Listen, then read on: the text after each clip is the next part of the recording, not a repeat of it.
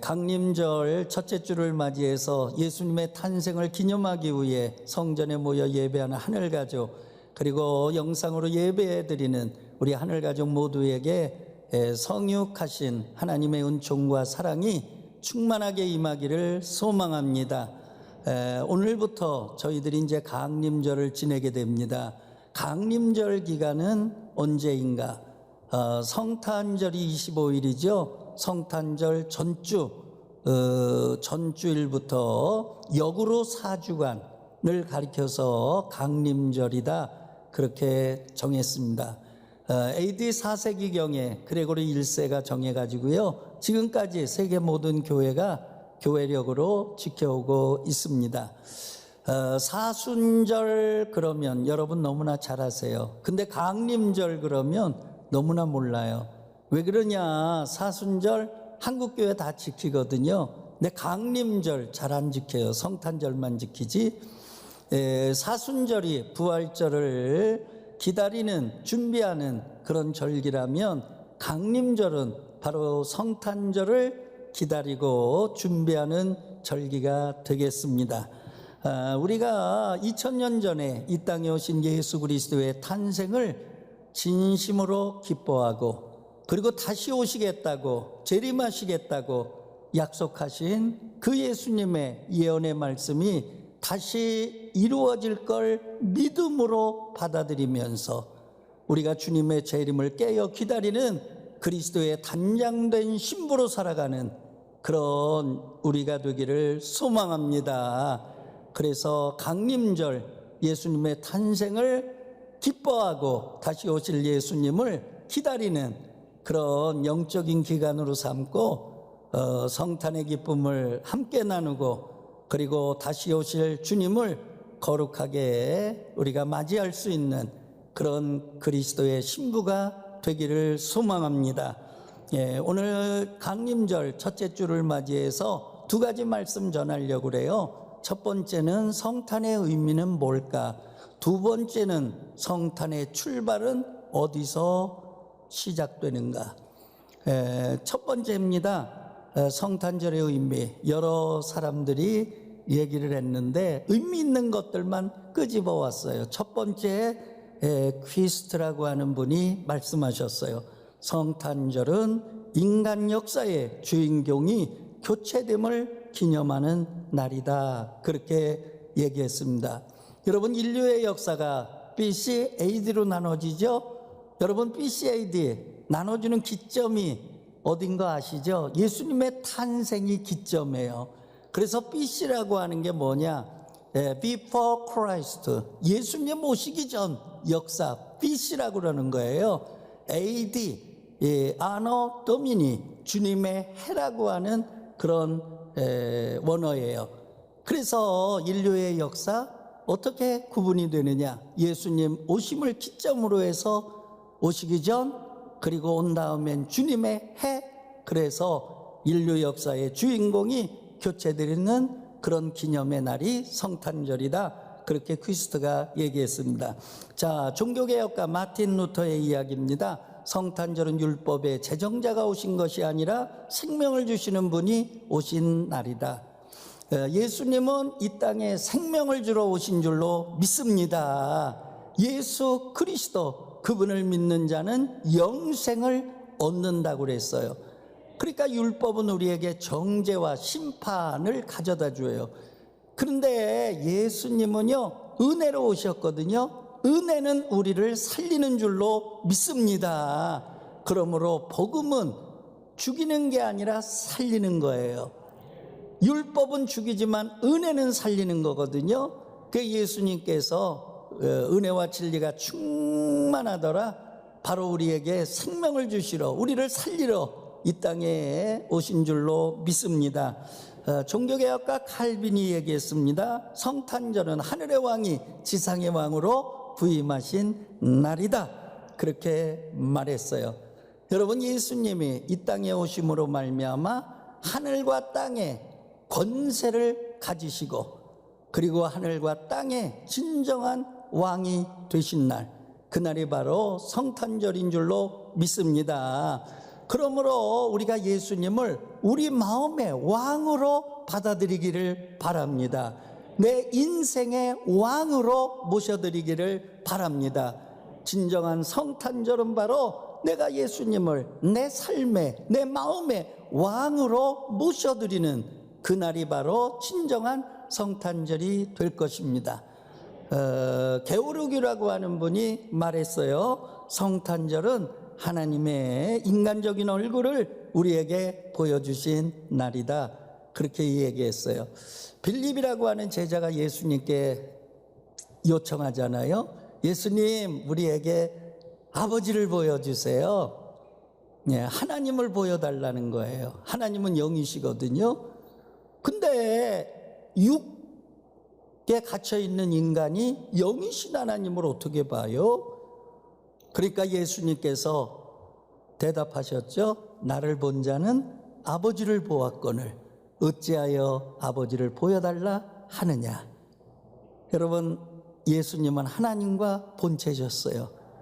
그러나 우리를 사랑하셔서 인간의 몸을 입고 종의 형체로 이 땅에 오신 줄로 믿습니다. 그러므로 하나님의 인간적인 얼굴을 보여주신 날이 바로 성탄절이라고 하는 사실을 기억하고요. 여러분, 예수님이 바로 하나님이세요. 그 예수님이 우리를 사랑하셨어요. 그리고 내 인생의 선한 목자가 되주세요. 우리가 그런 믿음을 가지고 살아갈 수 있게 되기를 소망합니다. 자, 성탄절 이야기, 출발은 어디로부터 출발하나요? 나자렛으로부터 출발을 하죠. 왜요? 예수님의 탄생은 바로 마리아로부터 시작이 됩니다. 자, 마리아가 성령으로 잉태했죠. 약혼자 요셉 있었습니다. 동침도 하지 않았는데 바로 임신한 거예요.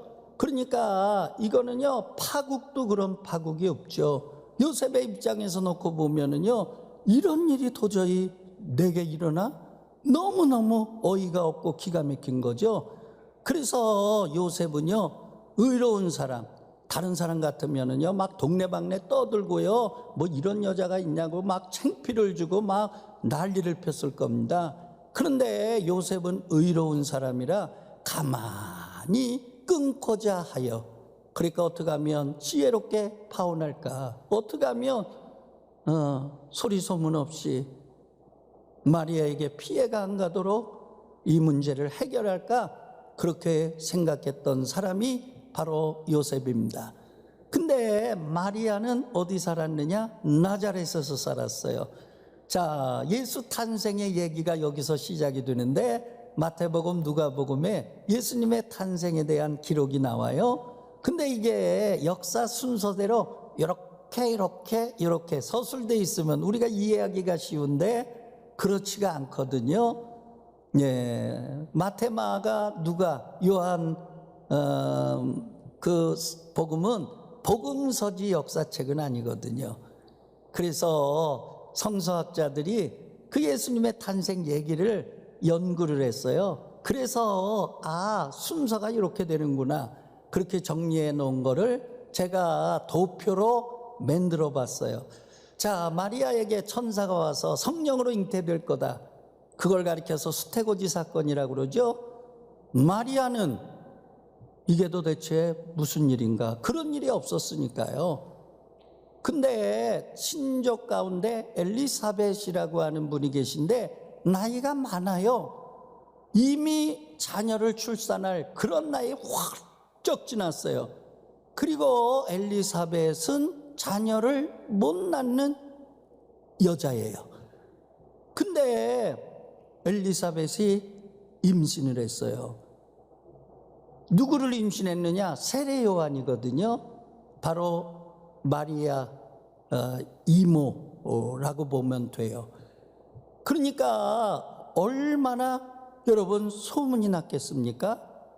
아마 친척들이요, 야, 기적이 일어났어, 한 예를 갖지 못하는 엘리사벳 나이가 많은데도 하나님의 능력으로 아이를 가졌어, 이런 축복의 역사가 어디가 있어. 하나님은 능치 못함이 없으셔. 그러면서 아마 그 이야기가 순식간에 퍼졌을 겁니다. 마리아가 듣고 보니까요, 궁금한 거예요. 자기도 불가능한 일이 이루어졌거든요.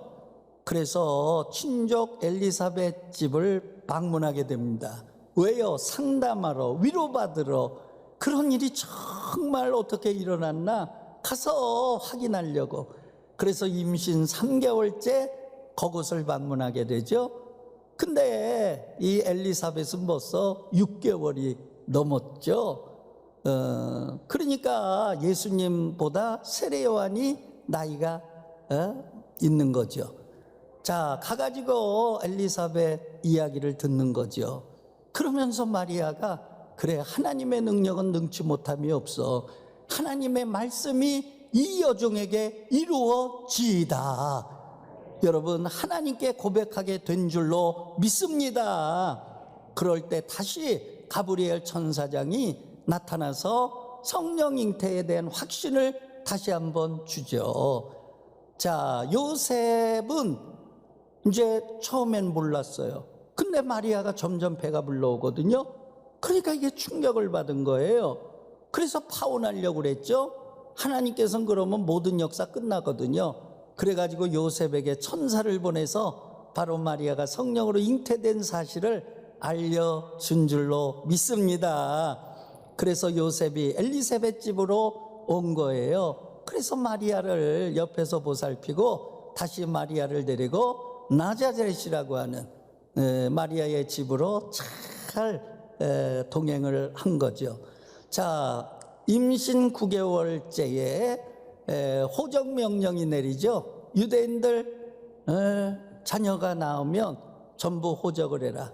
그래가지고 이제 호적을 하려면 각 지파의 고향으로 가야 돼요. 출신 지역으로 가야 돼요. 자, 요셉은요, 다윗 가문의 자손이거든요. 그 다윗 왕의 고향이 어디냐? 베들레헴이에요. 그래서 베들레헴으로 호적하러 가는 거예요. 만삭된 그런 마리아를 데리고 걸어서 그 머나먼 길을 간 거예요. 도착을 해보니까요, 다른 사람들이 다 먼저 와가지고요, 방이 없어요. 그래서 마구간을 빌릴 수밖에 없었고, 그래서 예수님은 그 마구간에서 태어나게 되신 줄로 믿습니다. 이해가 되셨어요? 좀 정리가 되셨어요? 그러면 앞으로 마태복음, 누가복음 읽을 때 굉장히 도움이 될 거예요. 자, 여기서 가장 중요한 건 뭐냐? 예수님 탄생 얘기가 어디서 시작되느냐? 나자렛이라는 동네에서 시작이 되고 있다는 거예요.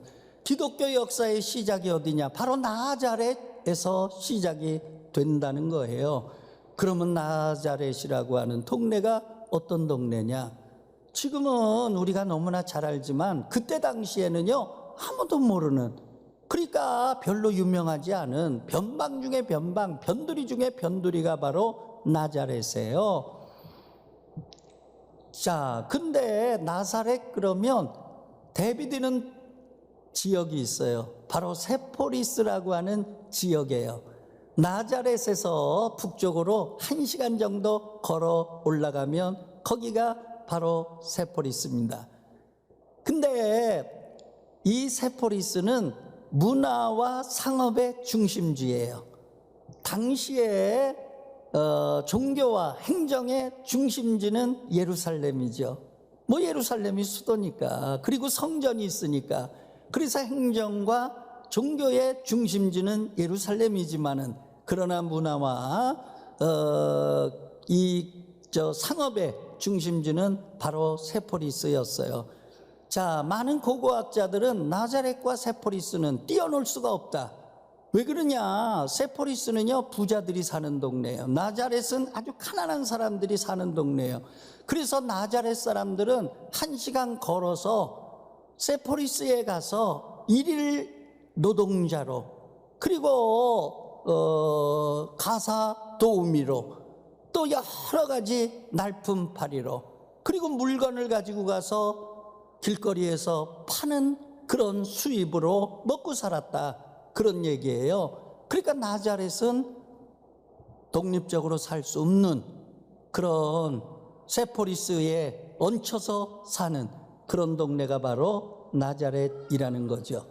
자, 인구를 비교해 보면 세포리스는 3만 명이 살았어요. 당시 3만 명 어마어마한 겁니다.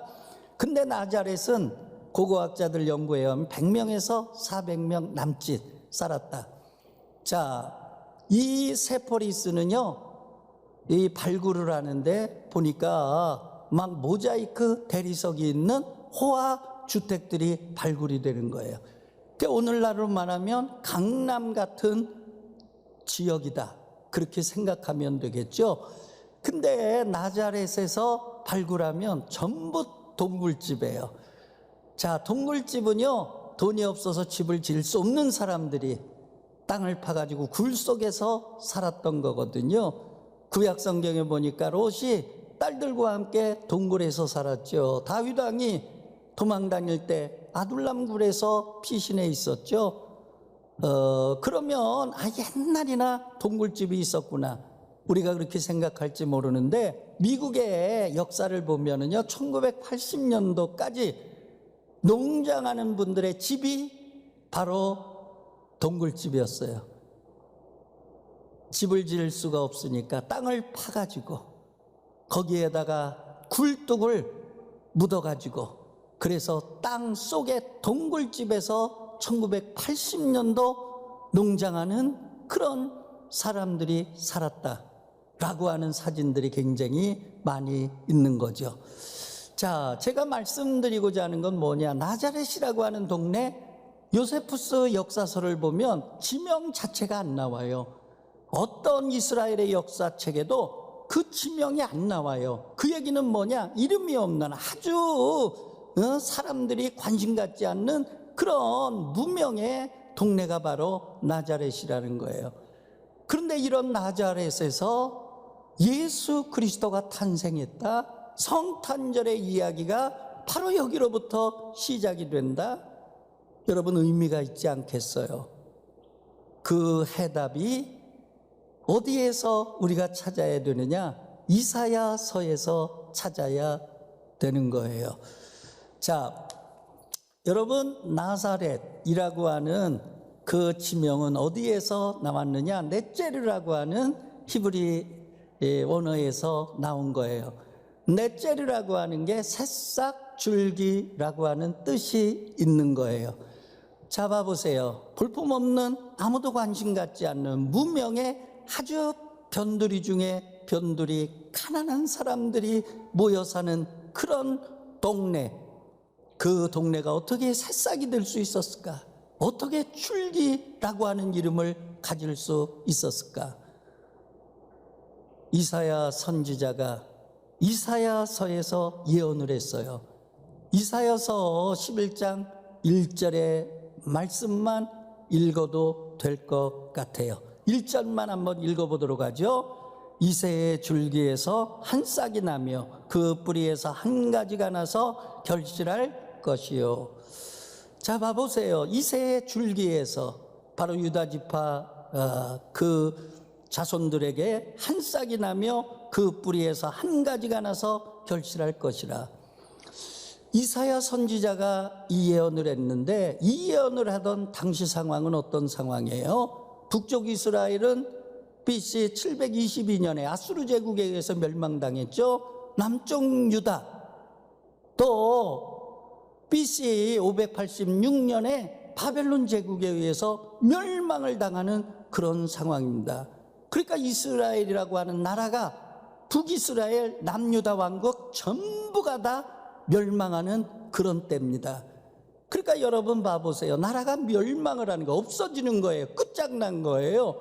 이스라엘 백성들 얼마나 여러분 한탄이 나오고 절망이 나오고, 이제 이 나라는 끝이 나는구나, 이제 이 이스라엘의 역사는 끝이구나, 이제 우리의 미래는 없어, 모두가 차절하고 모두가 울부짖을 그때에 바로 이사야 선지자는 하나님의 말씀을 가지고 이스라엘 백성들에게 예언한 줄로 믿습니다.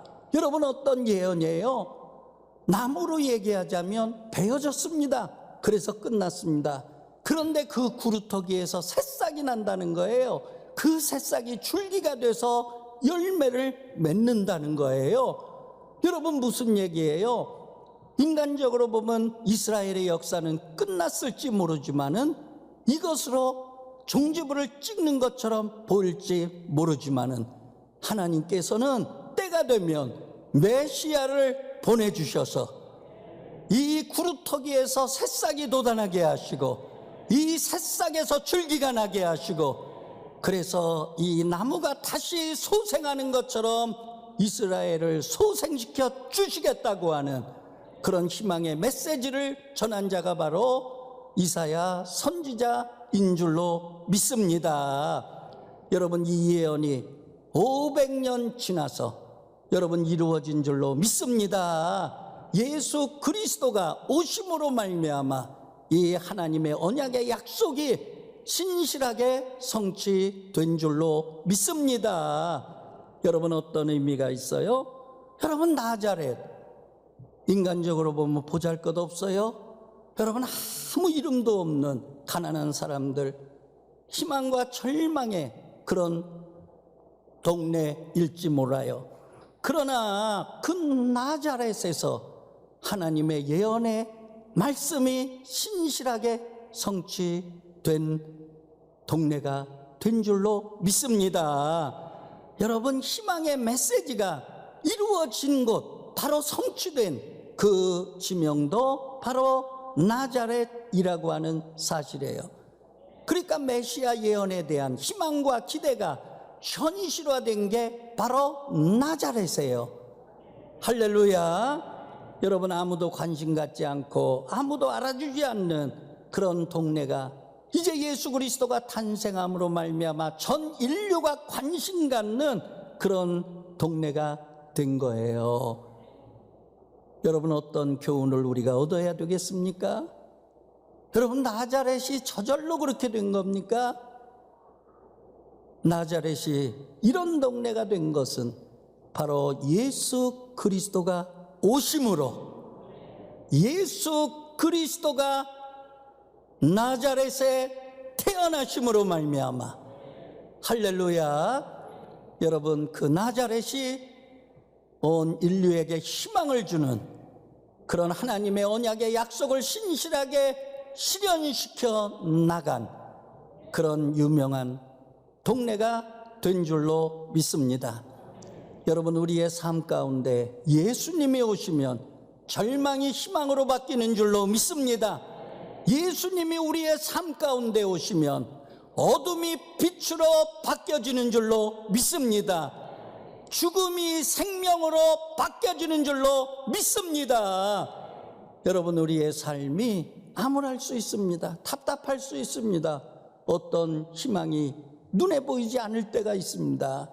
그러나 예수 그리스도 그분이 오시면 여러분, 절망이 아니라 희망이 현실화된다고 하는 사실을 우리가 기억하고, 이번 성탄절 그런 은혜와 은총이 여러분들에게 가득하기를 소망합니다. 어둠이 빛이 되기를 바랍니다. 절망이 희망이 되기를 바랍니다. 죽음이 아니라 생명이 용솟음치는 그런 성탄절 되시기를 주의 이름으로 축원합니다. 예수 그리스도가 나에게 오시면, 예수 그리스도가 내 삶 가운데 오시면, 예수 그리스도가 인간의 역사 가운데 오시면 그런 역사가 이루어진다고 하는 사실을 다시 한번 마음에 새기고, 뜻깊은 성탄절 다 같이 기뻐하며 맞이하는 우리 하늘가족 되기를 주의 이름으로 축원합니다.